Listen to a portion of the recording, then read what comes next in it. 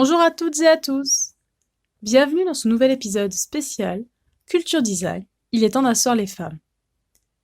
Je vais vous parler d'Aino Aalto, designeuse finlandaise.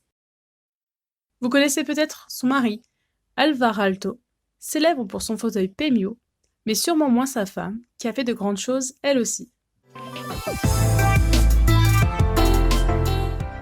Aino Maria Marcio Aalto est née Mandelin le 25 janvier 1894. Elle débute des études en architecture en 1913 à l'École supérieure Aalto d'art, de design et d'architecture d'Helsinki. Elle ressort diplômée en 1920 et en 1923, elle reçoit le premier prix de la Société finlandaise d'artisanat et de design.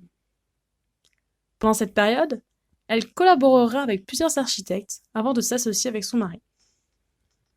Après leur mariage en 1924, ils profitent de leur lune de miel en Italie pour étudier l'architecture vernaculaire. Ils deviendront ensuite les premiers architectes de Finlande à adopter le style épuré du fonctionnalisme en architecture. Aino Aalto visait un style clair, simple, presque ascétique. Pour elle, l'aspect esthétique ne pouvait être atteint que par des solutions claires, simples et pratiques. Elle devient célèbre avec sa collection Bølgeblik dans les années 30. Les anneaux qui entourent la surface extérieure des verres leur donnaient un aspect robuste, mais en même temps, ils dissimulaient les irrégularités et les bulles du verre pressées bon marché.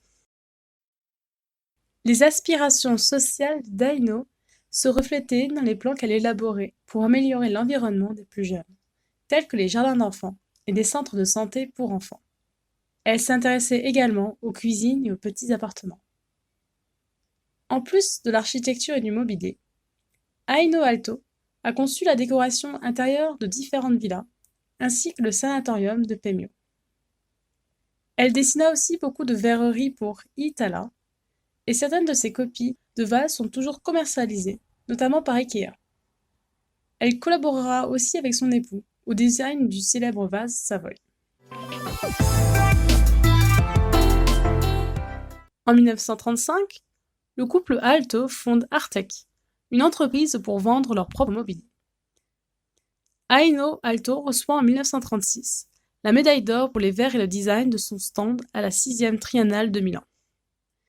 Puis, Aino Aalto réduit son travail en tant qu'architecte pour s'investir pleinement en tant que femme d'affaires jusqu'à sa mort en 1949 à Helsinki.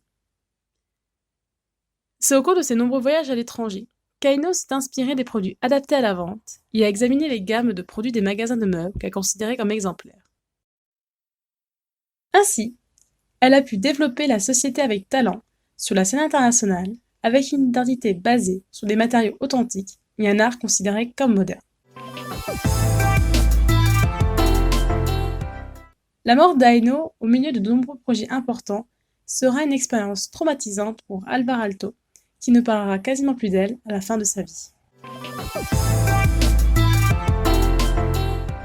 Vous retrouverez toutes les sources concernant le podcast sur mon site internet massomarion.wixsite.com/website dans la rubrique blog puis podcast. Vous pouvez vous abonner à ce podcast sur de nombreuses plateformes telles que Deezer, Spotify, iTunes Podcast, YouTube ou encore Podcast Addict. N'hésitez pas à le partager avec votre entourage, à faire un don sur ma cagnotte Tipeee ou à me laisser votre avis. Je me ferai un plaisir de le lire lors d'un prochain épisode. À la semaine prochaine!